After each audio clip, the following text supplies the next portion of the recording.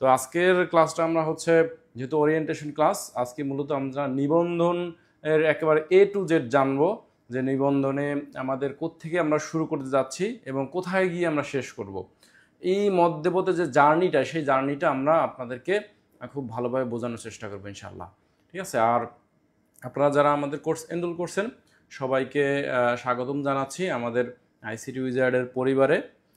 আমরা আশা করি যে যারা 19তমতে আমাদের সাথে যুক্ত হয়েছেন, 17তম এবং 18তম সাফল্যের পরে আপনারা 19তমতেও সেই সাফল্যের ধারা আমরা অব্যাহত রাখতে পারবো আপনাদের মাধ্যমে। তো চলুন আমরা একটু শুরু করি। আর আপনাদের যে প্রশ্নগুলো, সেই প্রশ্নগুলো একটু কমেন্টে লিখে রাখেন। আমি প্রশ্নোত্তর পর্বে আপনাদের হচ্ছে কমেন্টের উত্তরগুলো দিব ইনশাল্লাহ। প্রথমে আমি হচ্ছে আমার যে এখানে স্লাইডে অনেক তথ্য আপনাদের জন্য রাখছি, এই তথ্যগুলো আপনারা দেখলে মোটামুটি ভালো একটা আইডিয়া পেয়ে যাবেন। এরপরে আমরা হচ্ছে বিভিন্ন প্রশ্ন আপনাদের নিব, সেই প্রশ্নগুলোর উত্তর দিব। আর ক্লাস নিতে নিতে আপনার যে প্রশ্নগুলো সেগুলো একটু করে রাখেন, আমি ইনশাল্লাহ সেগুলো দেখে আনসার দেওয়ার চেষ্টা করব। ঠিক আছে।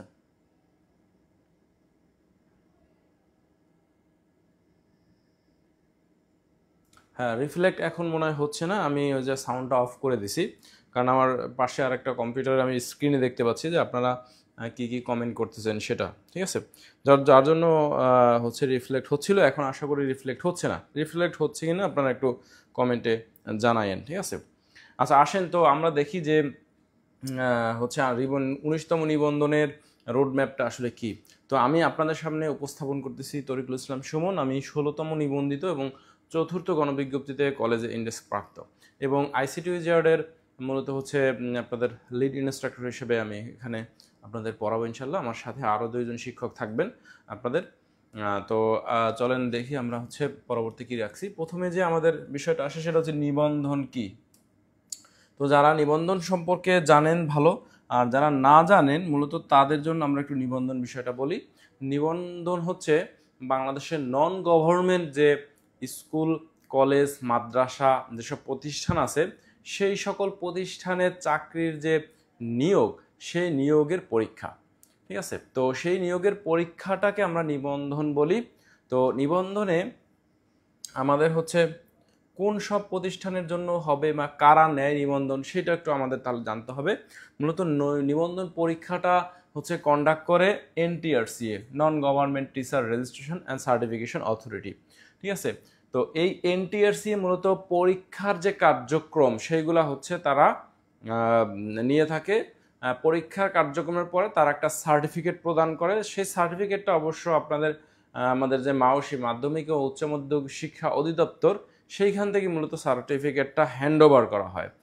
এই সার্টিফিকেট হ্যান্ডওভার করার আগে যে যাবতীয় কার্যক্রম, যে পরীক্ষাগুলো, সেই পরীক্ষাগুলো মূলত হচ্ছে আমাদের NTRCA নিয়ে থাকে বা NTRCA এটাকে কন্ডাক্ট করে। ঠিক আছে। আশা করি আপনারা শুনতে পাচ্ছেন। একটু কমেন্ট করেন যে আপনাদের কোনো শুনতে অসুবিধা হচ্ছে কিনা, অথবা হচ্ছে আচ্ছা, সাউন্ড ক্লিয়ার। সাউন্ড আশা করি ক্লিয়ার হবে। ওকে, ঠিক আছে। তো আমরা হচ্ছে NTRCA কে কারা, তারা বাংলাদেশের সরকারের একটা প্রতিষ্ঠান, যে প্রতিষ্ঠান মূলত এই পরীক্ষাগুলো নিয়ে আসছে। ঠিক আছে।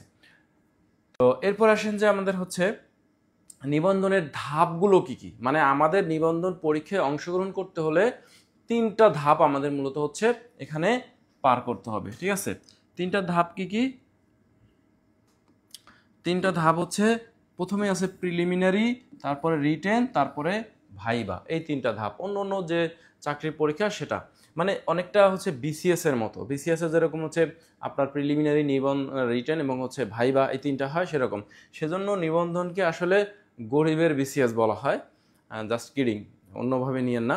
তো যদিও BCS এর প্যাটার্ন সম্পূর্ণ আলাদা, আর নিবন্ধনের প্যাটার্ন সম্পূর্ণ আলাদা পরীক্ষার পদ্ধতি। তো এইখানে প্রিলিমিনারিতে মূলত আমাদের পরীক্ষা হয় 100 মার্কের, রিটনও হয় 100 মার্কের, ভাইবাই হয় 20 মার্কের। ঠিক আছে। এই হচ্ছে মূলত আমাদের 3টা মার্কিং। এইখানে হচ্ছে 40%-এ পাস। ঠিক আছে। আর এইখানে এখন পর্যন্ত 40%-এ পাস করাইছে বিগত বছরে, এইখানেও 40%-এ পাস। অর্থাৎ 40% মার্কে যদি আপনি উত্তীর্ণ হন, তাহলেই আপনি হচ্ছে একটা সার্টিফিকেট মূলত পাবেন। ঠিক আছে, একটা সার্টিফিকেট মূলত আপনি নিবন্ধনে পাবেন যে আপনি একজন নিবন্ধন সার্টিফিকেটধারী, ঠিক আছে, বা নিবন্ধনধারী যেটাকে আমরা বলি। তো এই হচ্ছে মূলত প্রিলিমিনারি রিটেন ভাইবারে 3টা পার্ট গেল। এরপর আসেন আমাদের পরের পার্ট যে বাংলাদেশে আসলে প্রতিষ্ঠানের প্রকারভেদ। মানে আমরা অনেক সময় এই প্রশ্নটা করি যে আপনার নিবন্ধন দেওয়ার পর আমাদের কোথায় জব হবে, মানে কোন প্রতিষ্ঠানে মূলত আমরা চাকরিটা করব, সেটা আমাদের হচ্ছে এখানে কনসার্ন থাকে। তো আমাদের মূলত বাংলাদেশে 3 ধরনের প্রতিষ্ঠান আছে। একটা হচ্ছে সরকারি প্রতিষ্ঠান, একটা হচ্ছে বেসরকারি বা স্বায়ত্তশাসিত, আর একটা হচ্ছে এমপিওভুক্ত বা নন এমপিওভুক্ত, যেটাকে আমরা সরাসরি বেসরকারি বলতেছি। ঠিক আছে, তো এইখানে বেসরকারি বলতে আমরা বোঝাচ্ছি কোন বেসরকারি, এই বেসরকারি হচ্ছে দেখেন এখানেও বেসরকারি আছে, আবার এই যে এমপিওভুক্ত যেটা আছে বা এটাও কিছু বেসরকারি বলে আপনি নন গভর্নমেন্ট যেটাকে আমরা বলতেছি যেহেতু। তো এইখানে বেসরকারি বলছে একেবারে প্রাইভেট স্কুল। ঠিক আছে, যেসব স্কুলের আসলে সরকারের সাথে কোনো কিছুই নেই, মানে সেখানে কোনো বেতন ভাতা কিছুই সরকার দেয় না, ওই স্কুলের ইনকাম দিয়ে ওই স্কুলটা চালানো হয়। ঠিক আছে, এরকমই যেমন ধরেন আমরা যদি এক্সাম্পল বলি, যেমন ভিকারুন্নেসা। ঠিক আছে, ভিকারুন্নেসায় কোনো এমপিভুক্ত কোনো ইয়ে না, সরকার এখানে কোনো ইয়া নাই, কিন্তু তারা নিজস্ব অর্থায়নে মূলত হচ্ছে টিচারদের বেতন দিয়ে থাকে। ঠিক আছে, এরকম আরও অনেক ইয়ে আছে। আর স্বায়ত্তশাসিত যেগুলো সেগুলো হচ্ছে যেমন বিভিন্ন আর্মি দ্বারা পরিচালিত বা সরকারের নির্দিষ্ট একটা উইং মূলত এটা পরিচালনা করে, যেমন ক্যান্টনমেন্টের যে স্কুলগুলো আছে, স্কুল কলেজগুলো আছে, সেইগুলো মূলত স্বায়ত্তশাসিত, এবং আরও এরকম কিছু প্রতিষ্ঠান আছে। ঠিক আছে, আর আমাদের টার্গেট হচ্ছে এই যে এমপিওভুক্ত প্রতিষ্ঠান। যদিও নন এমপিওভুক্ত প্রতিষ্ঠানেও সুপারিশ এর আগে করা হয়তো, কিন্তু এখন যে সার্কুলারগুলো আসতেছে সব এমপিওভুক্ত পদের জন্য। নন এমপিওভুক্ত হয়তো বা আলাদাভাবে সার্কুলার হইতে পারে কোনো এক সময়। তা আমাদের টার্গেট হচ্ছে এই যে এমপিওভুক্ত যে প্রতিষ্ঠান, এইগুলাতে মূলত আমরা হচ্ছে নিবন্ধন দিয়ে এইগুলাতে চাকরি করব। ঠিক আছে, এটার মধ্যে কলেজ, মাদ্রাসা বা আরও যেগুলো আছে সেগুলো। ঠিক আছে, আচ্ছা এরপর আসেন যে আইসিটি সাবজেক্টে নিবন্ধন হচ্ছে একেবারে বিস্তারিত, যে কোনটার কোড কত। যেহেতু নিবন্ধনের আমাদের মেন যে বিষয়টা সেটা হচ্ছে সিলেবাস। আপনার সিলেবাস বুঝতে হবে, কোনটার জন্য কি সিলেবাস এটা জানতে হবে, যে কোন কোডের জন্য আমাদের হচ্ছে কোন পদের জন্য কত কোডের রিটেন পরীক্ষা দিতে হবে। তো যেটা বলছি যে আইসিটি 452 কোড, এইটাই মূলত আমরা পরীক্ষা দেবো। আগে একটা কোড ছিল সিএসই। ঠিক আছে, সিএস মূলত হচ্ছে সিএস 431, এই কোডটা আগে ছিল, এই কোডটা এখন আর নাই। বর্তমানে হচ্ছে 452 কোড, অর্থাৎ 18তম থেকে এই কোডে মূলত আমাদের পরীক্ষা দিতে হবে। এর আগে আমাদের হচ্ছে যে কোডটা ছিল 431, এটা এখন আর নাই। তো এখানে মূলত মোটামুটি 7টা ইউনিট আছে। 7টা ইউনিটে আমাদের প্রায় 10টা সাবজেক্ট, মানে মতান্তরে 10টা সাবজেক্ট, 7টা সাবজেক্টে যদিও ধরা হয়, তো 10টা সাবজেক্টে মূলত হচ্ছে আমাদের এখানে রিটেন পরীক্ষা হবে। আর যদি আমরা প্রদর্শক এবং সহকারী শিক্ষকের কথা বলি, এটা হচ্ছে 431 এবং 413, 425 কোডে। তো এই দুইটাই হচ্ছে মূলত আমাদের একই সিলেবাস, মানে সিলেবাস একই।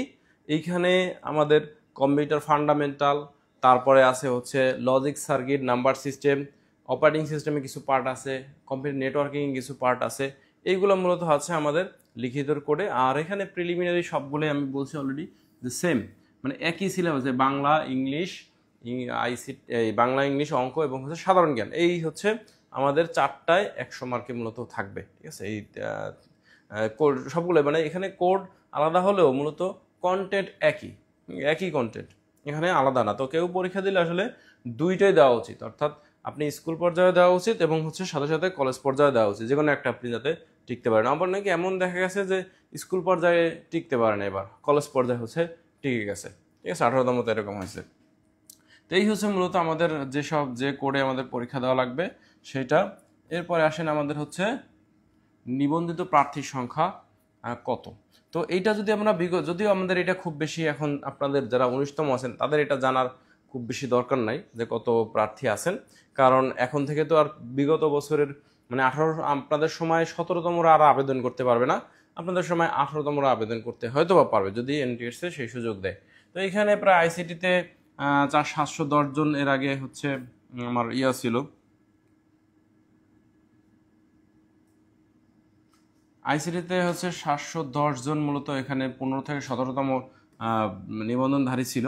আর কম্পিউটার সায়েন্স যেটা 17তম ছিল সেটা ছিল 4300, যদিও এখানে অধিকাংশ সার্টিফিকেট বাতিল, কারণ অধিকাংশেরই সার্টিফিকেটে 6 মাস বা 1 বছর মেয়াদী কম্পিউটারের কোর্স করা ছিল, এটা নিবন্ধন এরা আর নিয়োগ পাবে না।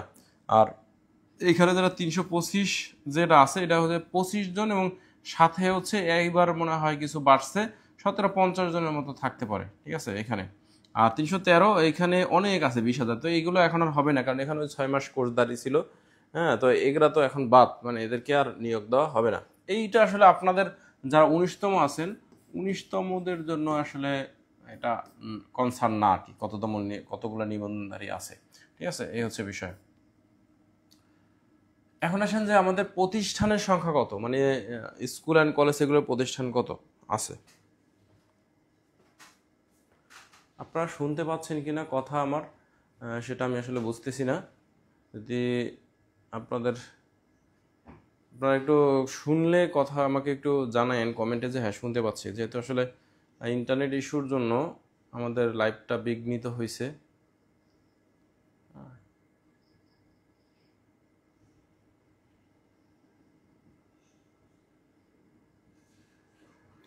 তো আপনাদের প্রশ্নগুলো আসলে একটু কমেন্টে জানিয়ে দিতে পারেন,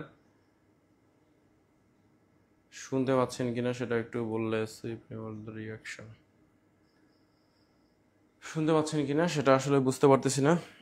ফেসবুকে আসলে যে সমস্যা শুরু করছে ফেসবুক, তাতে আসলে ফেসবুকে লাইভ ক্লাস নেওয়া মুশকিল। আচ্ছা যাই হোক, তো আমরা যেটা বলতেছিলাম যে আপনার বাংলাদেশের প্রতিষ্ঠান সংখ্যা কতগুলো আছে, মানে আমরা কতগুলো প্রতিষ্ঠান এগেনস্টে আসলে আমরা কম্পিটিশনে নামছি, সেটা একটু আমাদের জেনে রাখা উচিত। তো বাংলাদেশে কলেজ আছে প্রায় হচ্ছে আমাদের এমপিওভুক্ত কলেজ আছে 2038টা, আর নন এমপিওভুক্ত আছে 3321টা, ঠিক আছে। স্কুল অ্যান্ড কলেজ যেটা, মানে সেটা আমরা কলেজের পর্যায়ে ধরি, সেখানে আছে প্রায় হচ্ছে 1100, আর নন এমপিওভুক্ত আছে এখনো 1424টা। মাদ্রাসাদের কথা যদি ধরেন, দাখিল পর্যায়ে আছে অর্থাৎ এসএসসি পর্যন্ত আছে প্রায় হচ্ছে 6500, আলিম পর্যায়ে আছে 7800, মানে এটা নন এমপিওভুক্ত, এগুলো আমরা হচ্ছে সংখ্যায় আনলাম না, ঠিক আছে। আলিমে হচ্ছে মূলত আলিম পর্যন্ত আছে 7889টা।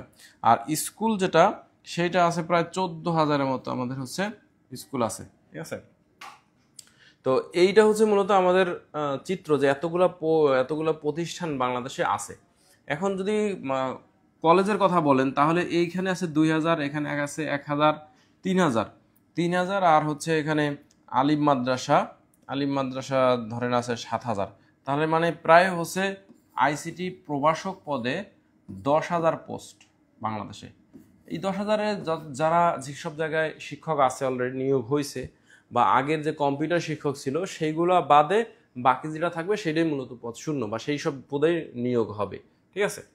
আর স্কুল পর্যায়ের কথা যদি বলি, এবং এইগুলা কিন্তু শুধুমাত্র প্রভাষক না, এগুলো প্রদর্শকও কিন্তু এগুলো বসে আপনার নিয়োগ হবে, প্রদর্শক এবং হচ্ছে প্লাস প্রভাষক দুইটাই। তো প্রভাষকে হয়তো এগুলাই অনেকগুলাতেই আছে, প্রদর্শকে দেখা যায় এগুলাতে অধিকাংশই ফাঁকা, মানে ওই যে যারা নিয়োগ হয়েছে 50 জনের মতো ধরেন, এই 50 জন থাকতে পারে প্রদর্শক, মানে ইন্টারেস্টের নিয়োগ, আর আর বাকি হয়তো বা কমিটির মাধ্যমে নিয়োগ কিছু থাকতে পারে, বাকিগুলো কিন্তু পরেই ফাঁকা রয়ে গেছে। স্কুল পর্যায়ে যদি বলেন, এখানে তো 14,000 আছে, এবং এই যে আপনার দাখিল যে 6,000 আছে, প্রায় হচ্ছে আপনার হচ্ছে 20,000 পদ, 20,000 পদ আছে হচ্ছে স্কুল পর্যায়ে, অর্থাৎ সহকারী শিক্ষকে। তো সহকারী শিক্ষকে 20,000 হলে আগের টিচার আছে বা নিয়োগ হয়েছে সেগুলো বাদ যাবে, বাকিগুলো অর্থে শূন্য হিসেবে ধরবো। এখন আপনি বলতে পারেন যে এই যে আমি তথ্যগুলো দিলাম, এগুলো আসলে আসলে কোত্থেকে? এগুলো হচ্ছে মূলত আমাদের যে মাউসি আছে, মাউসির ওয়েবসাইটে মূলত এই তথ্যগুলো পাওয়া যায়। এগুলো ডে বাই ডে আপডেট হয়। এই যে তথ্য, এটার হয়তো কিছু পরিবর্তন অলরেডি হয়ে গেছে, যেহেতু আমার এই তথ্যগুলো আরও বেশ কিছুদিন আগে নেওয়া, 6-7 মাস আগের এই ইনফরমেশনগুলো নেওয়া, এরপরে হয়তো অনেক কিছু আপডেট হয়ে গেছে আমাদের, ঠিক আছে।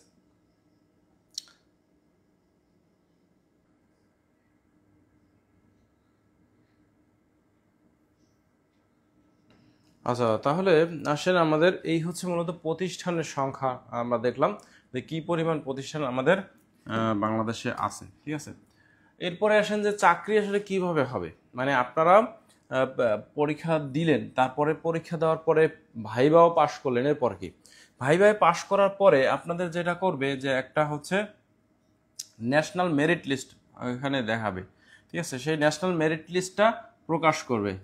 সেই মেরিট লিস্টে দেখা যাবে যে 1 নাম্বার 2 নাম্বার 3 নাম্বার এরকম হচ্ছে নাম, এরকম হচ্ছে লিস্ট থাকবে। মার্কের ভিত্তিতে মূলত এই মেরিট লিস্টটা প্রকাশ করা হবে। সেই মার্কের ভিত্তিতে মেরিট লিস্ট অনুযায়ী মূলত পরবর্তীতে গণবিজ্ঞপ্তিতে আপনার হচ্ছে আবেদনের প্রেক্ষিতে নিয়োগ হয়। তো এই মেরিট লিস্ট হলো, এরপরে হচ্ছে গণবিজ্ঞপ্তি হবে, মানে কোন কোন প্রতিষ্ঠানে কি কি পদে ফাঁকা আছে সেগুলোর লিস্ট হচ্ছে ওয়েবসাইটে প্রকাশ করা হয়। এরপর আপনি আবেদন করবেন, সেখানে গণবিজ্ঞপ্তিতে আবেদন করার পর আপনাকে সুপারিশ করবে। সুপারিশ করার পর আপনাকে জয়নিং লেটার, যেটা সুপারিশপত্র দেওয়ার পরে আপনি জয়নিং লেটার দিয়ে আপনার প্রতিষ্ঠানে জয়েন করবেন। এরপরে আপনার হচ্ছে এমপিওর কার্যক্রম দিতে হবে। যদিও আসলে এনটিআরসির যে এই কার্যক্রমগুলো একটু স্লো, মানে তুলনামূলক অন্যান্য জবের তুলনায়, তবে হতাশ হওয়ার কিছু নাই, ডে বাই ডে এগুলো ইমপ্রুভ হচ্ছে, ঠিক আছে। এই হচ্ছে মূলত আমাদের গেল যে কিভাবে আমাদের চাকরি হবে, ঠিক আছে। এরপরে আসেন আমাদের হচ্ছে নিয়োগ কিভাবে হয়। নিয়োগ তো আমরা দেখলাম যে গণবিজ্ঞপ্তিতে নিয়োগ হবে, মানে আমাদের অনেক সময় আপনারা প্রশ্ন করেন যে শূন্যপদ কতগুলো ফাঁকা আছে 19তমর জন্য। আসলে শূন্যপদ 19তমর জন্য ফাঁকা নাই, শূন্যপদ ফাঁকা থাকে গণবিজ্ঞপ্তিতে, মানে প্রতিষ্ঠান চাহিদার উপরে। ধরেন একটা প্রতিষ্ঠানে ফাঁকা আছে কিন্তু সে চাহিদা দেয় না এনটিআরসি এর কাছে, তাহলে সেটাকে আমরা শূন্যপদ হিসেবে ঘোষণা করি না। শূন্যপদ সেটাই হবে যখন গণবিজ্ঞপ্তিতে প্রতিষ্ঠান এনটিআরসি এর কাছে জমা দেবে যে আমার এই পদে লোক দরকার, ঠিক আছে, সেটাকে আমরা বলি হচ্ছে ইয়া দেওয়া আর কি, শূন্যপদ আছে, ঠিক আছে। এখন আমাদের 1 থেকে 5ম, মানে এই যে 5টা গণবিজ্ঞপ্তি অলরেডি হয়ে গেছে, 6ষ্ঠ গণবিজ্ঞপ্তি এইটা আপকামিং, অর্থাৎ যারা 18তম এই পাশ করবেন, এই 18তমদের জন্য হচ্ছে মূলত এই 6ষ্ঠ গণবিজ্ঞপ্তি হবে। এখন আসেন যে কোন গণবিজ্ঞপ্তিতে কি পরিমাণ ফাঁকা ছিল। মনে করতে গণবিজ্ঞপ্তি এরকম হয় যে এইখানে দেখা যায় যে রিক্রুটমেন্ট সাইকেল এই 5 4 3 এরকমভাবে হচ্ছে মূলত গণবিজ্ঞপ্তির সিরিয়ালগুলো থাকে। এই 1 থেকে এই যে 5 পর্যন্ত আছে, যেটা 24-এ, মানে গত বছরে জানুয়ারিতে দেওয়া হয়েছে, ঠিক আছে। এরপর আসলে চতুর্থ গণবিজ্ঞপ্তিতে আমাদের কি কি আছে দেখি একটু। চতুর্থ গণবিজ্ঞপ্তি মানে আমরা যেটা নিয়োগ পাইছি, সেখানে সহকারী শিক্ষক ছিল 3700 সামথিং প্লাস মাইনাস, প্রদর্শক ছিল 250টা ফাঁকা, প্রভাষক ছিল 950টা ফাঁকা। মানে এখানে কিন্তু তখন মাদ্রাসা এবং কলেজ আলাদা ছিল না, একসাথে কম্বাইন হইতো, ঠিক আছে। তো এখানে মাদ্রাসা প্রায় কলেজ মেবি 150টার মতো ছিল প্লাস মাইনাস, এক্সাক্ট সংখ্যাটা আমার মনেও নেই, অনেক আগের ঘটনা। তো এরকম ছিল আর কি। হ্যাঁ, তো এরপরে আমরা যদি 5ম গণবিজ্ঞপ্তি দেখি, যেটা 17তমরা পেয়েছেন, সেইখানে প্রায় 6500 পোস্ট ছিল সহকারী শিক্ষক। এবং পয়েন্ট টু বি নোটেড, পদসংখ্যা ওখানে ছিল 3700, সেখানে 6500, মানে পদ সংখ্যা কিন্তু এখানে বাড়ছে। তার মানে আপনারা চিন্তা করেন যে পদ সংখ্যা আসলে কীভাবে বাড়ে একটা গণবিজ্ঞপ্তির পরে। কারণ ওই যে অনেক প্রতিষ্ঠান চাহিদা দেয় না, অনেক জায়গায় জয়েন করে নেয়, সেগুলো থেকে যে আবার অনেকে চাকরি ছেড়ে চলে যেতে পারে, অনেকে রিটায়ার করতে পারে, এই বিভিন্ন কারণে যে শূন্যপদগুলো মূলত তৈরি হয়। দেখেন শূন্যপদ কিন্তু ডাবল হয়েছে। প্রদর্শকে যদি বলেন 850টা প্রদর্শকে ছিল, আর প্রভাষকে ছিল 2015টা ছিল প্লাস মাইনাস, ঠিক আছে, 2015টা ছিল। এর মধ্যে মনে হয় 250-র মতো কলেজ ছিল, ঠিক আছে, বাকিগুলো মাদ্রাসা ছিল। এই 5ম গণবিজ্ঞপ্তি গেল। এরপরে যদি আসেন যে 6ষ্ঠ গণবিজ্ঞপ্তি, 6ষ্ঠ গণবিজ্ঞপ্তিতে যদি দেখেন আমাদের সহকারী শিক্ষক প্রায় হচ্ছে 7000 পোস্ট ফাঁকা আছে, ঠিক আছে। প্রদর্শকের 700-র মতো ফাঁকা থাকবে, এটা এক্সাক্ট সংখ্যা না, কারণ যেহেতু 6ষ্ঠ গণবিজ্ঞপ্তি এখনো ফুল পাবলিক ভিউ আমরা দেখতে পারতেছি না। বাট বিগত যে পোস্ট দিছিল বেশ কিছুদিন আগে এনটিআরসি ওয়েবসাইটে পোস্টিং করছিল, তখন কিছু স্ক্রিনশট বা কিছু ডাটা আমরা সেভ করে রাখছিলাম অনেকে, সেইগুলো বেসিসে মূলত এটা দেখা, এটা কিন্তু এক্সাক্ট সংখ্যা নাও হতে পারে, ঠিক আছে। এরপরে প্রভাষকে যদি আসি আমরা 16, কারণ ক্লাসের সময় ফোন দিলে আমি ফোন রিসিভ করবো নাকি কথা বলবো, এটা তো আপনারা জানেন, 19তমরাই ফোন দিচ্ছেন একজন, এটা তো আপনাদের সাথে জানা রাখা উচিত। আচ্ছা, আপনারা প্রশ্নগুলো করতে থাকেন, সমস্যা নেই, আমি প্রশ্নের উত্তর আপনাদেরকে লাইভেই দিব, ঠিক আছে? প্রশ্নগুলো করেন, সমস্যা নেই। এরপরে হচ্ছে প্রভাষকে প্রায় 1600-র মতো পোস্ট ফাঁকা, এখানে মনে হয় কলেজে আছে 150-র মতো, বাকিগুলো হচ্ছে আপনাদের মাদ্রাসায়, ঠিক আছে? আচ্ছা, তাহলে এখন আপনাদের মনে প্রশ্ন অনেকের যে তাহলে কি সিট ফাঁকা থাকবে কি না, ঠিক আছে? ফাঁকা থাকবে কি না, যেহেতু ষষ্ঠ গণবিজ্ঞপ্তির পরে 19 তোমাদের আসবে।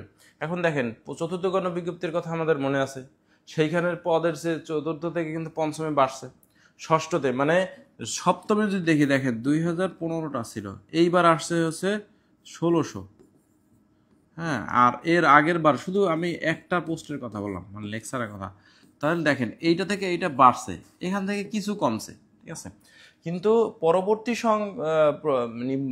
মানে নিয়োগ যদি বলেন, আমার মনে হয় না যে এর চেয়ে খুব বেশি যে কমবে, বিষয়টা সেরকম না, ঠিক আছে? কেন কমবে না সেটার কারণ বলতেছি। কারণ হচ্ছে এইবার মাদ্রাসায় পাশ করছে আপনার হচ্ছে 500-র মতো, 18তম, ঠিক আছে? মাদ্রাসায় পোস্ট ফাঁকা আছে 1450টা প্লাস। তো এখন এই 500ই সেখানে পাশ করছে, 1450টা ফাঁকা আছে, তার মানে বাকি যে প্রায় 900 এইটা আবার ফাঁকা থেকে যাবে, বুঝছেন? ফাঁকা আবার হচ্ছে আমার থেকে যাবে, এটা পরবর্তী গণবিজ্ঞপ্তিতে আবার ফাঁকা থেকে যাবে। শুধু প্রভাষকের কথা বললাম, অন্যগুলোর কথা বাদ। এবার যদি সহকারী শিক্ষকের কথা বলেন, সহকারী শিক্ষকে আপনার হচ্ছে পাশ করছে 3000 মতো, 3000 বা 3500 ধরলাম আমি, ঠিক আছে? আর পদ ফাঁকা আছে 7000, তার মানে কি আবার 3500 ফাঁকা, আবার 3500 ফাঁকা থেকে যাবে। প্রদর্শকে তো সবই ফাঁকা, প্রদর্শকে সর্বোচ্চ পাশ করবে 200-300, প্রদর্শকে তো সেই আপনার 27,000 কলেজ মাদ্রাসা মিলিয়ে পদ ফাঁকা আছে, তো সেগুলা কি অবস্থা হবে চিন্তা করছেন? তো সিট ফাঁকা আসলে থাকতেছে, সিট ফাঁকা নিয়ে আপনাদের চিন্তা করতে হবে না। আপনি 1500 আইটির কোনো পদে নিয়োগ হয় বাংলাদেশে, কোনো চাকরি একটা বলতে পারবেন? 1500-2000 পদে আছে এরকম বাংলাদেশে কোনো নাই, একমাত্র নিবন্ধনই আছে, যেটা খুব কম পরে আসলে একটা চাকরি পাওয়া সম্ভব, বুঝতে পারছেন? এটা আসলে অন্য কোনো ইয়েতে সম্ভব না এটা, ঠিক আছে? আচ্ছা, আপনারা একটু কমেন্ট করতে থাকেন, দেখি আমরা কি কমেন্ট আপনারা করেন, আমরা সেটা বলবো, ঠিক আছে? পড়বো, সমস্যা নেই, আপনারা একটু কমেন্ট করে রাখেন। আচ্ছা, এরপরে আসেন আমাদের যে পদ ফাঁকা আছে কিনা সেটা কিভাবে দেখবো, মানে আপনার এলাকায় পদ ফাঁকা আছে কিনা সেটা দেখার জন্য একটা ওয়েবসাইট আছে, সেটা হচ্ছে emis.gov.bd। এইটা যদি যান আপনি, এখানে আপনার হচ্ছে যদি যাওয়ার পরে দেখা যাবে যে এখানে আপনার হচ্ছে আপনার জেলা, ঠিক আছে, তারপরে উপজেলা, এই অনুযায়ী ফিল্টার করে আপনার এলাকার প্রতিষ্ঠান আপনি দেখে 1 বাই 1 দেখবেন সেখানে আইসিটি প্রভাষক, সহকারী শিক্ষক, প্রদর্শক কেউ আছে কিনা, লাইভ ডাটা এখানে দেখতে পারবেন। যদি কেউ থাকে তার নাম, মোবাইল নাম্বার, ছবি সব দেখতে পারবেন এটা দিয়ে। এবং সেমভাবে হচ্ছে মাদ্রাসা হচ্ছে মেমিস, এই memis.gov.bd, এখান থেকে আপনি হচ্ছে শূন্যপদ দেখতে পারবেন, আপনার এলাকায় কোন প্রতিষ্ঠান ফাঁকা আছে, কোনটায় হচ্ছে মানুষজন আছে সেটা, বুঝতে পারছেন? আচ্ছা, এখন আসলে আমাদের কোর্স শুরু বা কিভাবে শুরু করলাম, ব্যর্থ নাকি সফল, মানে আমাদের কোর্সের পার্টে আসি। এতক্ষণ আমরা নিবন্ধন নিয়ে কথাবার্তা বললাম, এখন আসলে যে আমরা কোর্স আমাদের আসলে কিভাবে রান হবে বা কিভাবে আমরা হচ্ছে কোর্স চালাবো সেই বিষয়ে। তো কোর্সের বিষয়ে যদি বলি, যে মূলত আমি 16তম নিবন্ধন দিয়েছিলাম। 16তম নিবন্ধনের সময় যে নিবন্ধন যে এতগুলা আইসিটি স্কুল কলেজে এত পোস্টে ফাঁকা আছে বা আছে, এই সম্পর্কে আসলে আমার আইডিয়া ছিল না। কেউ একজন হয়তো আমার পরিচিত, সে এই বিষয়টা আমাকে বলছিল তখন, যে এরকমভাবে হচ্ছে নিবন্ধন দেওয়া যায়। তো আমি যেহেতু সেই সময় ব্যাংকের পরীক্ষাগুলো দিচ্ছিলাম, 2019 সালের ঘটনা, তো তখন ব্যাংকের বেশ কিছুগুলা ভাইবা, তারপর রিটেন এগুলো দিচ্ছিলাম, সেই একটা প্রিপারেশন আইটির ছিল। তো এরপরে নিবন্ধনে সিলেবাস, যেহেতু প্রিলিমিনারি সিলেবাস 40-এ পাস, ওইটা দিলাম, দেখলাম যে প্রিলি পাস করছি। রিটেনেও দিলাম, রিটেন যেহেতু বেসিকটা ছিল সেটা দেখে আসলে পাস করে আসছি খুব কম মার্কে। তো যেহেতু সে সময় অ্যাভেলেবেল ফাঁকা ছিল পদ, তো পরবর্তীতে আমি দেখলাম যে আসলে রিটেনের একটা সিলেবাস আছে, একটা না 2টা সিলেবাস ছিল তখন, কিন্তু আমি সেটা জানতামই না। তো এখন আমি যদি সিলেবাস অনুযায়ী একটু পড়াশোনা করে যেতাম, ডেফিনেটলি আমি অনেক ভালো করতে পারতাম। হ্যাঁ, তো এই বিষয়টা নিয়ে দেখলাম যে ইউটিউবে, অনলাইনে কোথাও কোনো তথ্যও নাই, মানে কোথাও কোনো গাইডলাইন নাই যে আইসিটির লেকচারার পোস্টে বা সহকারী শিক্ষক, প্রদর্শকের পোস্টে আসলে নিবন্ধন দেওয়া যায়, সেখানে এই সিলেবাস, এইভাবে পড়াশোনা করবেন, এইসব গাইডলাইন আসলে কোথাও ছিল না। এরপরে আসলে আমি উদ্বুদ্ধ হয়ে যে এইগুলো যেহেতু আছে, তার মানে আমি একটু শুরু করি, মানুষকে গাইডলাইন দেওয়ার চেষ্টা করি। ইউটিউবে আমি অনেক দিছি, ফেসবুকে। এরপরে বিভিন্ন মানুষ যারা হচ্ছে ইন্টারেস্টেড ছিল, যারা এই ভিডিওগুলো দেখছে, তারা আমাকে নক করছে যে আপনি একটা কিছু শুরু করেন সতর্কতামতে। এরপর আমরা শুরু করা সতর্কতামতে ইনশাল্লাহ ভালো সাকসেস, মেরিটে প্রথম থেকে শুরু করে অনেকেই ছিলেন, হয়েছেন। তো তারা এখন বিভিন্ন জায়গায় জব করতেছেন। সেখানে হয়তো আমার এফোর্ট যতটুকু না ছিল, তাদের এফোর্ট অনেক বেশি ছিল। তারপরও তারা যখন বলে যে আপনি না হলে হয়তো এত ভালো করা সম্ভব না, তখন আসলে ভালো লাগে। এই থেকে মূলত শুরু করা। এরপরে আমরা 18তমতে হিউজ, মানে প্রায় 600 রিটেনে পাস করছে কলেজে অ্যাপ্রক্সিমেটলি। আর প্লাস বেশি হওয়ার সম্ভাবনা বেশি, কম হবে না বললেই চলে, ঠিক আছে। আর স্কুলে প্রায় 400+ পাস করছে। তো হিউজ সাকসেস, মানে একেবারে গোছানো, যেহেতু একটা গাইডলাইন পাচ্ছে, নোট পাচ্ছে, তার জন্য তাদের প্রিপারেশন নেওয়াটা সহজ হয়ে যায়, ঠিক আছে। তো এই ক্ষেত্রে আমরা মনে করি যে আসলে এত সফলতা এটা বাংলাদেশের এত অল্প সময়ে কোনো জব সেক্টরের প্রতিষ্ঠান আসলে পায় না, মানে এত দ্রুত। আপনি যেখানেই দেখেন এত মানুষ একসাথে, এই যে 18 বললাম যে 600, এর অধিকাংশ তো জব করবে বিভিন্ন জায়গায়। 17তমর যারা জয়েন করে নাই, মানে সরকারি চাকরি অন্য হয়েছে, বিসিএস হয়েছে, তারা বাদে বাকি সবাই তো জব করতেছে, ঠিক আছে। তো সেই হিসাবে একজন মানুষ তো যদি আপনার অনুপ্রেরণায় একজন মানুষ সফল হয়, তার মানে আপনি সফল। আর আমাদের কিন্তু শত শত মানুষ সফল হয়েছে। তো সেই দিক বিবেচনা করে আপনাদের উপর ছেড়ে দিলাম যে আমরা সফল নাকি মানে যেটা আমরা বলছিলাম যে কতজন পাস করছে, সেটা একটা দেখাইলাম, ঠিক আছে। তো আমরা কোর্স প্ল্যান কিভাবে সাজাইছি, মানে আপনি কোর্সে কি কি পাবেন, কিভাবে পাবেন। মূলত আপনি হচ্ছে আমাদের ফেসবুক যে প্রাইভেট গ্রুপ আছে, সেই ফেসবুক প্রাইভেট গ্রুপে আমাদের এরকমভাবে হচ্ছে লিস্ট করা আছে। এখানে একটা ফিচার পোস্ট আছে। ফিচার পোস্টে আমাদের ক্লাস 1 এরকম, ক্লাস 2 এরকমভাবে হচ্ছে লিঙ্কগুলো আমাদের হচ্ছে ক্লাসে দেওয়া থাকবে। অর্থাৎ আপনি একবার ঢুকেই রেকর্ড ক্লাসগুলো এখানে পাবেন। এই লিঙ্কের মধ্যে আপনি হোয়াটসঅ্যাপ গ্রুপের লিঙ্ক পাবেন, হ্যাঁ, হোয়াটসঅ্যাপ পাবেন, ঠিক আছে। এইখানে হচ্ছে ক্লাস লিঙ্ক, যেটা ক্লাস আইডি, যেহেতু আমাদের হচ্ছে গুগল মিটে ক্লাস হবে, গুগল মিটের পার্মানেন্ট ক্লাসরুম, যেহেতু আমাদের গুগল মিটের প্রিমিয়াম সাবস্ক্রিপশন আছে, অটোমেটিক রেকর্ড হয়, এইসব সুবিধা আছে। মানে একেবারে প্রত্যেক মাসে আমরা হচ্ছে এটার সাবস্ক্রিপশন ফি দেই গুগলকে। তো সেই তো গুগল মিটে আপনি লাইভ ক্লাস করতে পারবেন। ফেসবুকে হবে না আসলে। ফেসবুকে হলে যেমন আজকে ক্লাস নিতে গিয়ে সমস্যা হয়েছে, এরকম সমস্যা হলে ক্লাস নেওয়াটা মুশকিল, আপনাদের কনসেন্ট্রেশন বেরোক হবে। আর তাছাড়া সবচেয়ে বড় বিষয় হচ্ছে আমরা চাই আপনারা প্রশ্ন করেন ক্লাসে।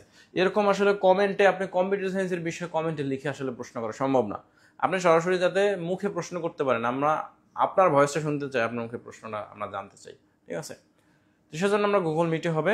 আর শিডিউল বলেন, এই যে ক্লাসের রেকর্ড সব হচ্ছে আপনি এখানে পাবেন। আর এক্সাম আমাদের হবে প্রিলিমিনারি, এই পরীক্ষা যেটা, সেটা হচ্ছে প্রিলিমিনারি গ্রুপ আছে, সবার জন্য উন্মুক্ত। আপনি প্রায় 40টার মতো আমরা প্রিলিমিনারি পরীক্ষা নিব টপিকস ভিত্তিক, এবং ফাইনাল মডেল টেস্ট নেব প্রিলিমিনারি আগে, একবার সবগুলো মার্কে। সেটা আপনি দিতে পারবেন, যে কোনো কোর্সে ভর্তি হন আপনি সেটা দিতে পারেন, ভর্তি হন নাও তাও দিতে পারবেন। আর রিটেন এক্সাম যেটা, সেই রিটেন এক্সাম আমরা হচ্ছে প্রিলিমিনারি পরীক্ষার পরে রিটেন এক্সাম নিব, ঠিক আছে। যার এখন নিলে আপনারা অনেকেই মানে দিবেন না জানি, তো ওই সময় দিলে আপনার প্রিপারেশন কী নিয়েছেন আপনি সেটা যাচাই করা হয়ে যাবে, যার জন্য আমরা হচ্ছে সেই সময় পরীক্ষা নেব। তো পরীক্ষাগুলো আমরা মূল্যায়ন করব, মূল্যায়ন করে আপনি বুঝতে পারবেন আপনার লেখার ডেপথ কী, ঠিক আছে। আর প্রিলিমিনারি পরীক্ষা তো আমাদের হচ্ছে, এই হচ্ছে মূলত আমাদের কোর্স প্ল্যান। আর আমরা আপনাকে কি দেব, আমরা তো হচ্ছে আপনাকে, আপনার এই প্রশ্ন আছে, আমরা হচ্ছে বই আপনাকে যেটা এটা দিয়ে দিছি অলরেডি, অনেকেই পাইছেন। এই যে বই, আমাদের বইগুলো আপনারা অনেকেই পেয়ে গেছেন কুরিয়ারে, হ্যাঁ, আমরা কুরিয়ারে পাঠিয়ে দিচ্ছি বই। তো যারা হচ্ছে কোর্স এনরোল করছেন, আমাদের সবাই বই কুরিয়ারে চলে গেছে। আজকে যারা করছেন তাদেরগুলো হয়তো আগামীকালকে যাবে, ঠিক আছে। তো বই পেয়ে যাবেন, এটা নিয়ে চিন্তা নেই। এই বই পেলে সুবিধা হবে যে আপনি, আপনার কাছে আগেই রিসোর্স আছে, আপনি এখন সুন্দর করে পড়াশোনা করেন, ক্লাসের রেকর্ডগুলো দেখবেন, বা লাইভ ক্লাস করতে পারলে ভালো, রেকর্ড ক্লাস দেখে আপনি হচ্ছে পড়াগুলা হচ্ছে কোথায় কি সমস্যা সেটা আপনি করে ফেললেন। আর পিডিএফ দিলে, আগে যে আমরা পিডিএফ দিতাম প্রথম দিকে, সাধারণত সমস্যা হচ্ছে পিডিএফ প্রিন্ট করতে কোর্স ফিরছে বেশি খরচ হয়ে যায়, এটা একটা সমস্যা। দ্বিতীয় হচ্ছে যে পিডিএফে কনসেন্ট্রেশন অনেকে থাকে না যারা পিডিএফ দিয়ে পড়তে চায়, ঠিক আছে। আর পিডিএফ যেহেতু আমরা ক্লাস ওয়াইজ দিতাম, তার জন্য পড়াশোনার অসুবিধা, এই জন্য আমরা আগেই প্রিন্টেড কপি নোট আপনাকে দিয়ে দিচ্ছি, ঠিক আছে। তো তাহলে বই কি কিনবো এখন, প্রিলিমিনারি নিয়ে আপনাদের বই কেনার একটা আছে। প্রিলিমিনারি বই আমরা তো আর দিচ্ছি না আপনাকে, প্রিলিমিনারি বইয়ের জন্য আমরা একটা দিয়ে দিচ্ছি সাজেশন, মানে এটা একটা আমাদের প্রিলিমিনারির জন্য আলাদা একটা ক্লাস আছে, রেকর্ড ক্লাস। সেটা আপনি দেখতে পান যে প্রিলিমিনারিতে কীভাবে সহজে পাস করা যায়, সেটা আমরা রেকর্ড ক্লাস আছে, আমাদের লিঙ্ক দেওয়া আছে গ্রুপে, আপনি সেটা দেখতে পারেন। ঠিক আছে, তাহলে আমি আর কি বই কিনবেন সেটাও আমরা বলে দিছি, কীভাবে পড়বে সেটাও বলছি, পরীক্ষা কীভাবে দেবো সেটাও আমাদের হচ্ছে করা আছে। গুগল ফর্মে আমাদের হচ্ছে পরীক্ষাগুলো দেওয়া থাকে, সেখানে পরীক্ষা দিলে আপনি সরাসরি আনসার শিট যেটা আছে সেটা দেখতে পারবেন, আপনি কত মার্ক পাইছেন সেটা এখানে দেখতে পান প্রিলিমিনারির জন্য। আর আমরা মূলত রিটেনের বই আপনাকে দিচ্ছি। এখন আসেন ক্লাস এবং এক্সামের যে শিডিউল, সেটা মূলত আমাদের হচ্ছে লেকচার আর আইসিটি যেটা সপ্তাহে 2 দিন, শনি বুধ ক্লাস হবে রাত 9টা। ঠিক আছে, রাত 9টা এইভাবে ক্লাস হবে।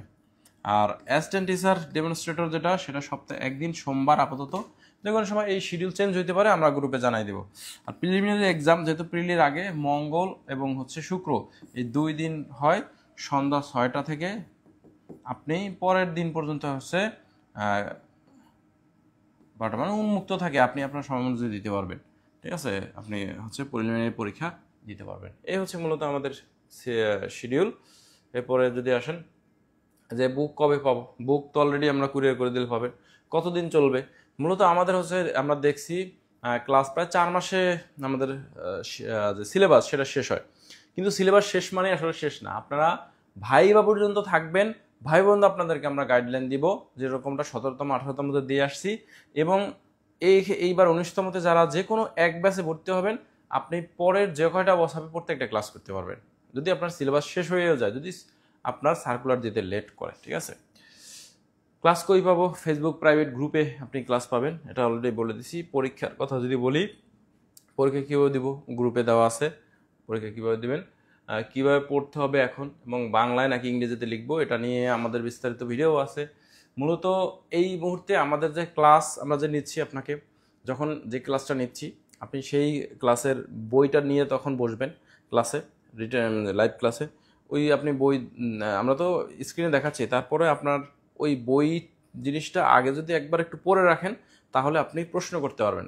প্রশ্ন করতে হলে আপনার আগে ওই বিষয়ে জানতে হবে, আর যদি আপনি আগে পড়াশোনা না করেন তাহলে জানতে পারবেন না। এই জন্য বেটার হয় যে আগামী ক্লাসে আমরা কী পড়াবো সেটা আমরা অলরেডি দিয়ে দিচ্ছি, সেটা একটু আপনি ওভারভিউ, মানে চোখ বুলোয় রাখা, তাহলে ভালো হয়। ঠিক আছে, এই মুহূর্তে এইভাবে আসলে আপনার পড়তে হবে। ঠিক আছে, আর বাংলায় নাকি ইংরেজিতে আনসার করব, এটা হচ্ছে আসলে বাংলা বা ইংরেজিতে দুইটাই আনসার করা যায় নিবন্ধনে। আপনি বাংলায় করেন অথবা ইংরেজিতে করেন, আলাদা মার্ক ভ্যারি করবে না। মার্ক আসলে ভ্যারি করে আপনি কতটা টু দ্য পয়েন্টে লিখছেন সেটার উপরে। তবে ইংরেজিতে লিখছে একটু সময় কম লাগে, বাংলায় আকার রসিকার আছে সময় বেশি লাগে।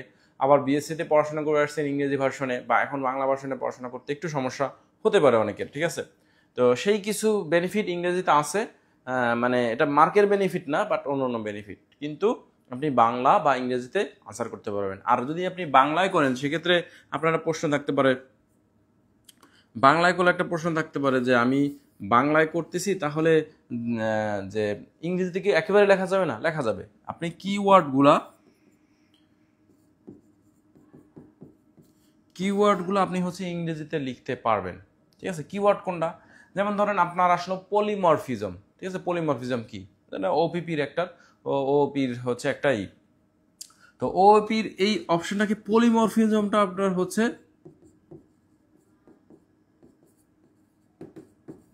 এইটা হচ্ছে আপনার কিওয়ার্ড। পলিমরফিজম হচ্ছে ড্যাশ ড্যাশ ড্যাশ, জাস্ট এই যে শব্দটা আপনি ইংরেজিতে লিখলেন, এইভাবে লেখা সম্ভব, এইভাবে আপনি লিখতে পারবেন, এটাকে কিওয়ার্ড বলি আমরা। ঠিক আছে, তারপর অনেক সময় অনেক পয়েন্ট লেখা যায়। ঠিক আছে, আবার কিছু জিনিস তো আসলে বাংলায় লেখা সম্ভবই না, যেমন প্রোগ্রাম, তারপরে এসকিউএল এর কোয়েরি, HTML কোড, এগুলো তো বাংলা লেখা সম্ভব না। তারপরে হচ্ছে আপনার অ্যালগোরিদম, এগুলো আপনি ইংরেজিতে লিখতে পারেন চাইলে, এটা সমস্যা নেই। ঠিক আছে, এইখানে কিছু জিনিস আমরা বলবো যে কি করবেন না, যেহেতু আমাদের এখানে গ্রুপে 200-300 মানুষ যুক্ত অলরেডি আছে, আগামীতে হয়তো আরও হইতে পারে। তো বিষয়টা হচ্ছে যে আপনারা এখানে বিভিন্ন মতামতের বিভিন্ন ভেরিয়েশনের মানুষ আছে, অনেকে সিরিয়াস, অনেকে সিরিয়াস না, অনেকে ভালো বুঝে, অনেকে কম বুঝে, অনেকে অনেক মেধাবী, অনেকে কম মেধাবী, এরকম বিভিন্ন ভেরিয়েশন, বিভিন্ন মতের, বিভিন্ন ইয়ার মানুষ আছে। সেজন্য পার্সোনাল কোনো টপিকস, দেশের পরিস্থিতি ইত্যাদি নিয়ে গ্রুপে আলোচনা না করা ভালো। হোয়াটসঅ্যাপ গ্রুপে আপনারা পড়াশোনা রিলেটেড বা আমাদের কোর্স রিলেটেড প্রশ্নগুলো করবেন, তাহলে আমরাও উত্তর দিতে পারবো এবং গ্রুপের অন্য অন্য কারো বিরক্তির কারণ হবে না। কারণ আমরা এখানে অনেকেই আছে যারা জব করতেছেন, তারা গ্রুপে আননেসারি মেসেজ দেখলে হয়তো বিরক্ত হতে পারেন। তো সেই বিরক্ত যাতে না হয় সেরকম অবস্থা মূলত আমরা করবো। আর আপনারা একটু কমেন্ট করে রাখেন, ঠিক আছে? আমরা কমেন্টের আনসার দিতেছি, ঠিক আছে? আমরা কমেন্টের আনসার দিব, সমস্যা নাই। তো এইটা হচ্ছে মূলত এই কাজগুলো করবেন না আপনারা। এগুলো আসলে আমরা যেহেতু সবাই ম্যাচিউর, সবাই অনার্স পাস করে আসছি, মাস্টার্স পাস করে আসছি, তো সেক্ষেত্রে আসলে এইটা আমরা সবাই ম্যাচিউর। তারপর একটু মনে করে দেওয়া যে আপনারা আইসিডিএস এর ফ্যামিলি, আপনারা এরপরে যখন চাকরিতে ঢুকবেন তখন আমাদের কলিগ হয়ে যাবেন, ঠিক আছে? 17তম ওরা এখন আমাদের কলিগ, বিভিন্ন কলেজে, ভালো ভালো কলেজে আছে, মাদ্রাসা আছে। তো 18তম ওরাও 600 প্রায় 1000 মানুষ যখন হচ্ছে বিভিন্ন স্কুল কলেজে বাংলাদেশে ঢুকবে, তখন উই আর এ ফ্যামিলি, ঠিক আছে? উই আর এ টিচার, মানে আমরা সবাই টিচার হব তখন। তো শিক্ষকদের আসলে চিন্তা ভাবনা ওই লেভেলে হওয়া উচিত, মানে ছোটোখাটো বিষয় নিয়ে তর্ক এগুলো না করা ভালো, ঠিক আছে? বিগত বছরে দু একটা এরকম হয়েছে, তো সেই জিনিসগুলো আমরা আসলে আলোকেই মূলত এই কথাগুলো বলতেছি। তো যাই হোক, এই বিষয়গুলো আপনারা একটু ইয়ে করবেন না, পার্সোনাল আলাপ করবেন না। এখন আসেন যে আপনাদের প্রশ্ন আছে কিনা, ঠিক আছে? আপনাদের প্রশ্নোত্তর পর্ব আমরা একটু দেখি যে আপনারা কি কি প্রশ্ন করছেন, ঠিক আছে? আসেন আমরা কি কি প্রশ্ন করছেন সেটা একটু আমরা দেখি প্রথম থেকে। আচ্ছা, একজন বলছে যে নিবন্ধন পরীক্ষার বয়সসীমা 35, তা আমরা জানি সবাই, এবং আবেদনের পর জয়েনিংয়ের আগে 35 পার হলে জয়েন করা সম্ভব না। 19তম নিবন্ধনে এই নিয়ম বহাল থাকবে কিনা? আচ্ছা, এই নিয়ম বহাল থাকার সম্ভাবনাই তো বেশি, এরকম থাকবে না বলে এরকম কোনো নিউজ আমি আসলে পাই নাই, ঠিক আছে? আচ্ছা, এটাই বলছে আসমা আক্তার আপু, এই কথাই বলছে। 1 বছরের সার্টিফিকেট দিয়ে স্কুলে আবেদন করা যাবে? 1 বছরের সার্টিফিকেট দিয়ে স্কুলে আসলে আবেদন করা যাবে, কিন্তু হচ্ছে এটা 18তমতে করা গেছে, হচ্ছে 17তমতে করা গেছে, কিন্তু সেটা হচ্ছে স্কুলের সহকারী শিক্ষককে। ভবিষ্যতে 19তমতে আশা করি এটা যাবে। তারপর এটা ইন্টারেস্টের ডিসিশনের উপর নির্ভর করে। আচ্ছা, এক আপু বলছে মাদ্রাসায় কি মেয়েরাও আবেদন করতে পারবে? ডেফিনেটলি মেয়েরা আবেদন করতে পারবে মাদ্রাসায়। হ্যাঁ, এমন দেখা গেছে মাদ্রাসা এখন অনেক জায়গায় ফিমেল কোটাও ছিল, যদিও ফিমেল কোটা বাদ হয়ে গেছে, ফিমেল কোটাও ছিল, পারবে। এবং মাদ্রাসা, আমার কাছে মনে হয় যে মাদ্রাসা তো আসলে বেশি সেফ মেয়েদের জন্য, ঠিক আছে? মাদ্রাসা প্রভাষক আর কলেজের প্রভাষক পরীক্ষা দেওয়া যাবে না? দুইটা একই সময় পরীক্ষা হয়। মাদ্রাসার প্রভাষক, কলেজের প্রভাষক একই সময়, একই সিলেবাসে, একই প্রশ্ন, একই দিনে পরীক্ষা। তাহলে আপনার যে কোনো একটা চয়েস করতে হবে। কোনটা চয়েস করবেন সেটার আগে আমাদের একটা ভিডিও আছে, সেই ভিডিওটা মূলত আপনি দেখলে বুঝতে পারবেন, ঠিক আছে? আচ্ছা, আমরা একটু প্রথমে যাই, দেখি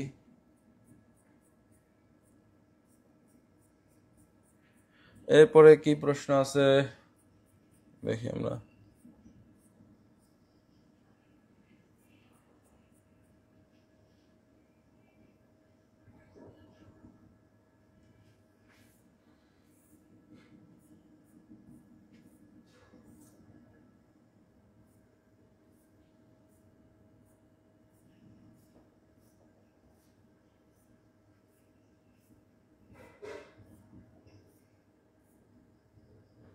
আচ্ছা, এটা মূলত আমরা করতেছিলাম। সার্কুলার কবে দিবে? সার্কুলার আসলে যে কোনো সময় দিতে পারে।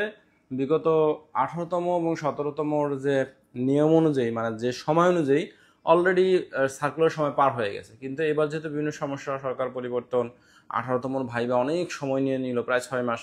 তো সেই দিক বিবেচনা করে আসলে মনে হয় যে একটু সময় লাগছে, বাট যে কোনো সময় দিতে পারে, তবে ঈদের পরে দেওয়ার সম্ভাবনা অনেক বেশি, ঠিক আছে? ট্রিপলি থেকে আসলে নিবন্ধন দেওয়া যাবে? হ্যাঁ, বিগত বছরে তো আসলে ট্রিপলি থেকে নিবন্ধন দিতে পারছে। 17তমতে আমাদের ব্যাচে একজন প্রভাষক ছিলেন যে এমপিও ভুক্ত অলরেডি হয়েছেন ট্রিপলি থেকে। আর 18তমতেও আসলে 20-25 জন মিনিমাম হবে, আর বেশি হইতে পারে, পাশ করছেন। স্কুলে অনেকে ভাইবা দিচ্ছেন, সমস্যা এখন পর্যন্ত হয় নাই। আর যেহেতু ইউজিসি আইসিটির যে পোস্টগুলো আছে, অর্থাৎ আইটির পোস্টগুলোর সাথে কিছু পদকে, কিছু ডিগ্রিকে ইকুইভ্যালেন্ট ঘোষণা করছে, এবং পিএসসি সেটা মেনটেন করে, ব্যাংক সেটা মেনটেন করে, এবং নিবন্ধনের যে মানে এনটিআরসিও সেটা অনুযায়ী মনে হয় আগাচ্ছে, এটা বুঝতে পারলাম লাস্ট নিয়োগগুলোতে, ঠিক আছে। আচ্ছা, এরপরে বলছেন স্যার প্রভাষকের ক্ষেত্রে কোথায় আবেদন করলে চাকরি পাওয়ার সম্ভাবনা বেশি থাকে, কলেজ নাকি মাদ্রাসা? ডেফিনেটলি মাদ্রাসা। আপনি চিন্তা করছেন মাদ্রাসা এবং কলেজের মধ্যে যে পার্থক্যটা কি দাঁড়াইছে? আপনি দেখেন ষষ্ঠ গণবিজ্ঞপ্তিতে 1450 আর হচ্ছে 150, এই হচ্ছে, এটা হচ্ছে কলেজ আর হচ্ছে মাদ্রাসা। হ্যাঁ, এইখানে পাশ করছে কজন? পাশ করছে 500, ধরেন সর্বোচ্চ 500 না কম, আর কলেজে পাশ করছে 2500-র মতো মনে হয়, হ্যাঁ, বা 2000 এরকম হবে। তো 2000-ই ধরলাম আমি, ধরেন 2500 না 2000-ই ধরলাম, তো 2000-এই তো আপনার সবাই চাকরি পাবে না, আর মাদ্রাসায় তো সবারই চাকরি হবে, সবার, ঠিক আছে। আচ্ছা, এরপরে হচ্ছে বলছেন আর কি আছে দেখি প্রশ্ন। এক ভাই বলছেন লাভ ইউ স্যার, আমরা আপনাদের সবাইকেই ভালোবাসি, আপনারা আমাদের সহকর্মী, আপনারা আমাদের ফ্যামিলির মতো, তো সবাইকে ভালো না বাসে তো উপায় নাই, ঠিক আছে। তো যাই হোক, আপনাদের আরও কোনো প্রশ্ন থাকলে একটু দ্রুত করেন, আমরা একটু প্রশ্নগুলো দেখে উত্তর দেই যে আপনারা কি কি শুনতে চাচ্ছেন বা কি জানতে চাচ্ছেন, ঠিক আছে।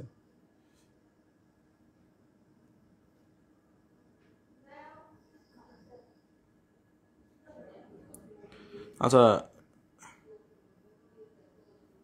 একটু মানে মেইন সমস্যা হচ্ছে যে আমাদের ফেসবুক লাইভে তো আমাদের ক্লাস হবে না এরপরে, ঠিক আছে, কারণ ফেসবুক লাইভে হলে কিছু সমস্যা হইতে পারে, আপনারা সরাসরি প্রশ্ন করতে পারেন না। এইটা আসলে আমার কাছে মানে আমার একটু অন্যরকম লাগে, সরাসরি প্রশ্ন শুনতে পারলে ভালো লাগে আর কি, ঠিক আছে। যেহেতু আমরা বলি আমাদের কোর্সগুলো গাইডেড কোর্স, তো গাইডেড কোর্সে তো ডেফিনেটলি সবার মানে গাইডলাইনটা সবাই যাতে সরাসরি পায় সেটা এনশিওর করা উচিত, তাই না? তো যাই হোক, আপনারা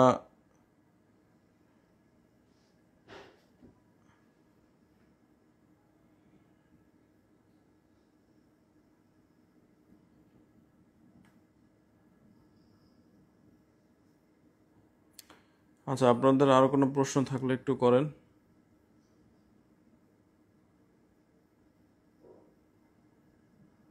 আমরা দেখি যে আর কোনো প্রশ্ন আপনার আছে কিনা। আচ্ছা, একজন আইসিটি কলেজে কত মার্ক পেলে চাকরির আশা করা যায়? আসলে কলেজে মার্ক পেতে হলে আমার মনে হয় যে কলেজে অ্যাটলিস্ট হচ্ছে আপনার টার্গেট সবসময় বেশি থাকা লাগবে, 75+ টার্গেট রাখবেন। এখন আপনারা মনে করতে পারেন 75, আপনি চিন্তা করছেন 2000 মানুষের মধ্যে 150 মানুষ, তাহলে কত মার্ক? এবং অনেকেই ভালো এক্সাম দিছে, আমাদের 18তম ব্যাচের অনেকেই বলছে ভালো এক্সাম দিছি। আপনারা তো 19তম, আপনাদের জন্য আসলে কি হবে সেটা আমরা জানি না, যদিও একটা হিউজ পরিবর্তন আইসিটির পদগুলোতে হতে পারে। কিভাবে? আচ্ছা, আপনাদের কলেজগুলোতে বা আপনারা যারা পড়াশোনা করেছেন দেখবেন যে আপনার ধরেন যে 600 আপনার স্টুডেন্ট আছে, ঠিক আছে। আচ্ছা, এটা একটু পরে করে দিই।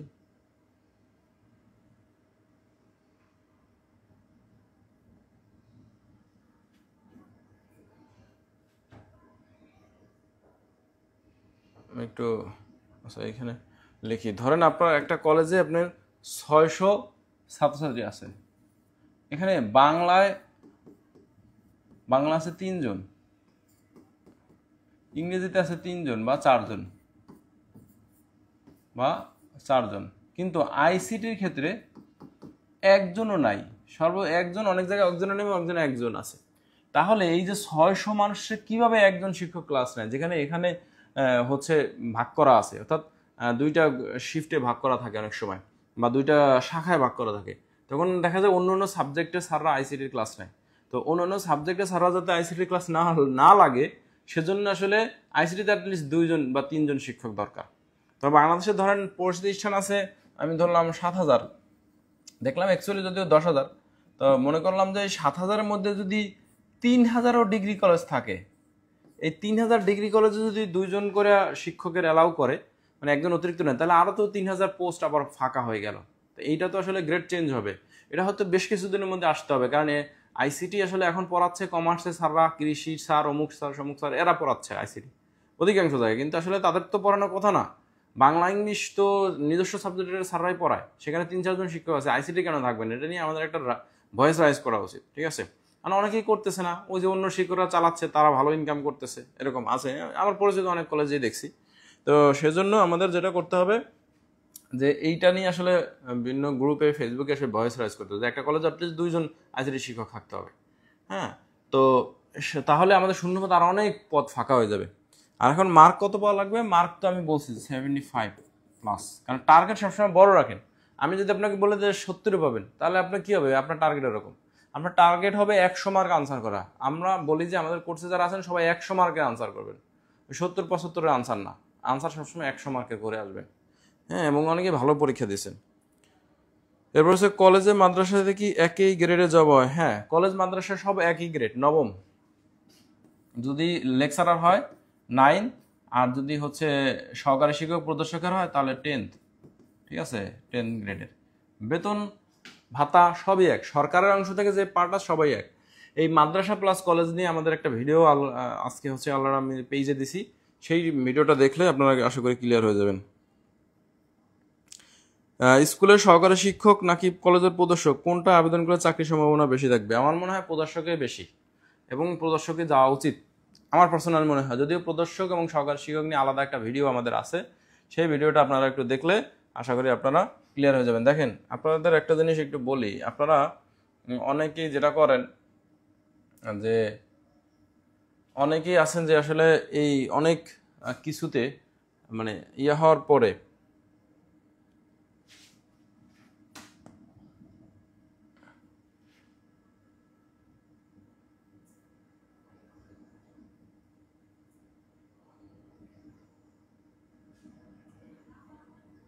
আইসিটি উইজার্ডে যাবেন।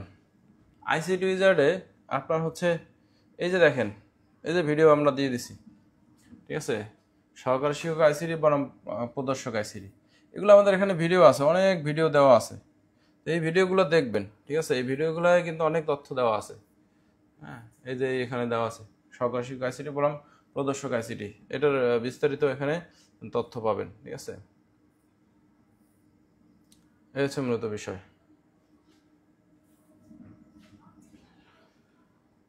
আচ্ছা, এরপরে আর কিছু জিজ্ঞাসা আছে? এখানে আরও অনেক ভিডিও আমরা দিয়ে রাখছি, প্রায় এখানে হচ্ছে আমাদের প্রায় 600-র মতো, সরি 100-র মতো প্রায় ভিডিও আছে আপনার এই চ্যানেলে নিবন্ধন নিয়ে। তো সেইটা আপনার পড়লে আশা করি আপনার হচ্ছে বা দেখলে অনেক কিছু আপনার হচ্ছে ইয়া চলে যাবে, ঠিক আছে? এই যে সরকারি প্রাইমারি জবসের কিনা এমপিও কলেজে আসলো, সেটা জিজ্ঞাসা আছে। এই ভাই ভাইয়ের গেলে অনেক কিছু আমরা আসলে দিয়ে রাখছি ফ্রিতে। এই যে সহকারী শিক্ষক বনাম প্রদর্শক, এইসব ভিডিও দেখেন, ঠিক আছে? কোনটা কি সুবিধা সেটা আপনি দেখতে পারেন, এটা অনেক আগের ভিডিও।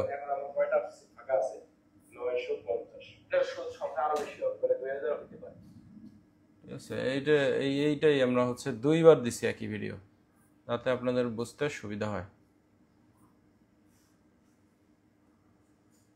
এটা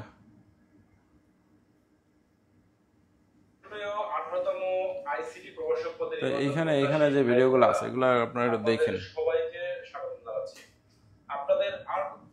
ঠিক আছে? এই হচ্ছে মূলত বিষয়। আচ্ছা, আইসিটিতে কি বিএড লাগে? না, আইসিটিতে বিএড লাগে না। কৃষি, এগ্রিকালচার, আইসিটি, ধর্ম, এগুলোতে বিএড লাগে না। আচ্ছা, আর কোনো প্রশ্ন আপনাদের?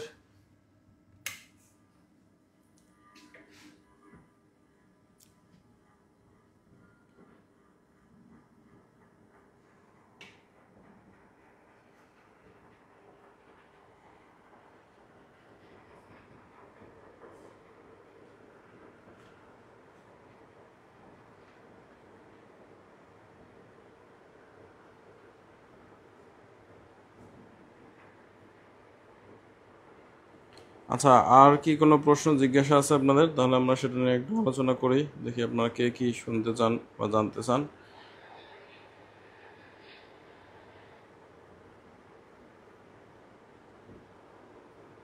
অ্যাডভান্স আইসিটি কোর্স দিয়ে নিবন্ধন করার করে বিএড করা লাগবে?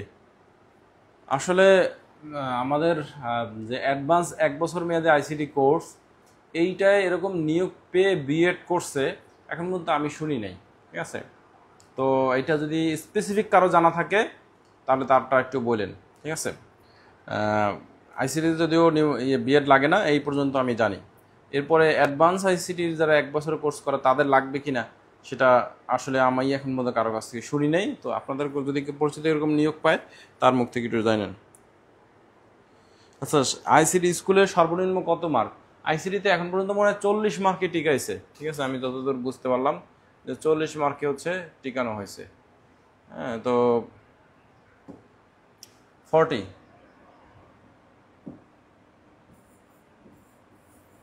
40 মার্কে হচ্ছে আপনার টিকানো হয়েছে স্কুলে।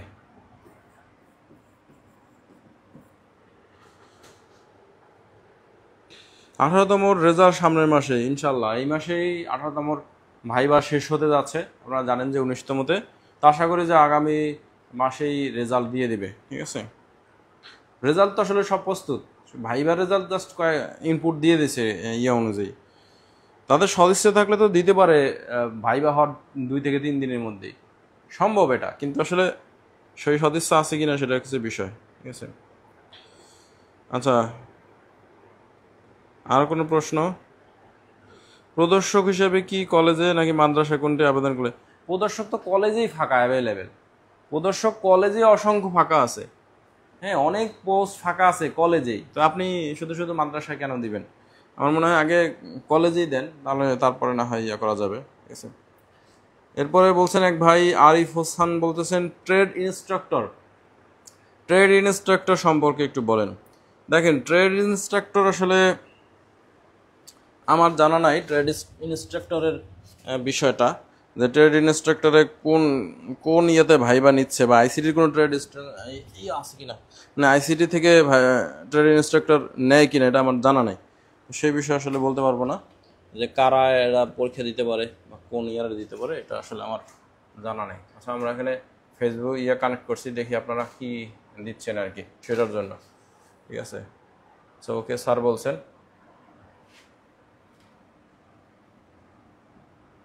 আচ্ছা, আর কোনো প্রশ্ন আছে কিনা একটু আমরা দেখি। ঠিক আছে, এ পর্যন্ত তো আমরা আনসার দিলাম, আর কোনো কিছু আছে?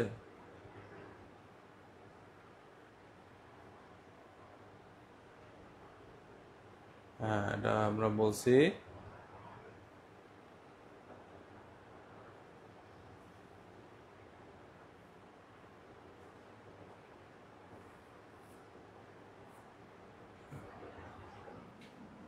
আচ্ছা, আর কেউ আছেন? কলেজ কয়টা সিট ফাঁকা আছে, কতদিন নিবে আইসির দিকে? এইবার বলতে যদি ষষ্ঠ গণবিজ্ঞপ্তির কথা বলেন তাহলে আমি বলছি ষষ্ঠ গণবিজ্ঞপ্তিতে শুধু কলেজে আছে 150টা, মাদ্রাসা আছে 1450, মানে প্রায় 1600+, মানে 1607টার মতো মূলত লেকচারার ফাঁকা আছে, তার মধ্যে কলেজ হচ্ছে 150টা। আচ্ছা, এআই আর্টিফিশিয়াল ইন্টেলিজেন্স, আচ্ছা আর্টিফিশিয়াল ইন্টেলিজেন্স তো আমরা পড়তেছি না, পড়ার টপিক্স নিয়ে আজকে কথা বলতেছি না। ইনশাল্লাহ এটা যে টপিক্সে আমরা পড়াবো, যে যদি টপিক্সে আসে তাহলে সেটা নিয়ে কথা বলবো। এখন আমরা না বললাম কই চলে আসছে, কৃষ্ণা ভাইয়ের ইয়েতে চলে আসছে। ঠিক আছে,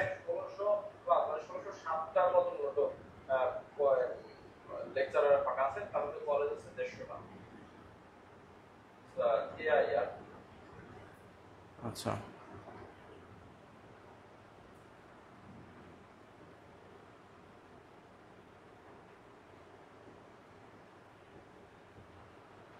আচ্ছা, আর কোনো প্রশ্ন আছে আপনাদের? আচ্ছা, বলছেন স্কুল নিয়ে কিছু বলেন, আমি পরে জয়েন করছি। স্কুল নিয়ে বলছি অলরেডি। স্কুলে আমাদের, আপনি রেকর্ডটা একটু দেখে নিন। স্কুলে আমাদের হচ্ছে 400 300 করে পরীক্ষা দিতে হবে, আর এখানে হচ্ছে 313 করে মূলত পরীক্ষা দেওয়া লাগে, মানে সহকারী শিক্ষক প্রদর্শকে 313 325 একই সিলেবাসে পরীক্ষা দেওয়া লাগে। আশা করি আপনি রেকর্ডটা বা ভিডিওটা দেখলে আপনি বুঝে যাবেন। ঠিক আছে,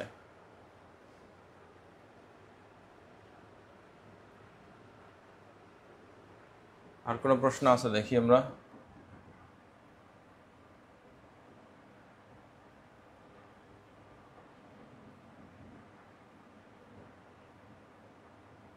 আর কোনো প্রশ্ন থাকলে তাহলে সেটা আমরা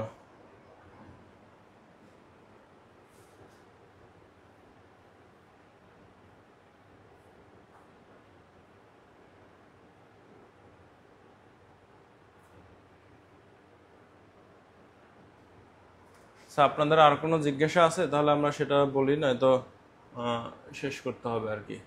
আচ্ছা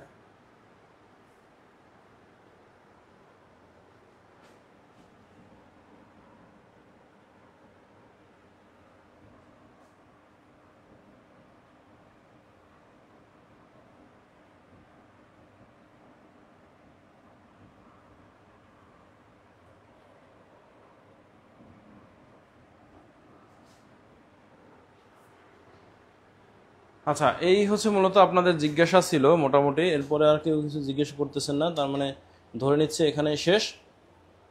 তবে আমি কিছু কথাবার্তা আপনাদেরকে একটু বলতে চাই, সেটা হচ্ছে আমরা মূলত ক্লাস নিব হচ্ছে গুগল মিটেই। আজকে আমাদের প্রথম গাইডলাইন কোর্স, মূলত মানে গাইডলাইন ক্লাস ছিল বিধায় আমরা হচ্ছে ফেসবুক লাইভে নিলাম। তো কিছু ইন্টারাপ্ট হয়েছে প্রথম অবস্থায়, তো সেই ইন্টারাপ্টের জন্য আসলে আন্তরিকভাবে দুঃখিত। তবে আগামী ক্লাসগুলো ইনশাল্লাহ আমাদের সুষ্ঠু স্বাভাবিকভাবে হবে সেই প্রত্যাশা রাখতেছি। আর আপনাদের সবার জন্য শুভকামনা থাকলো।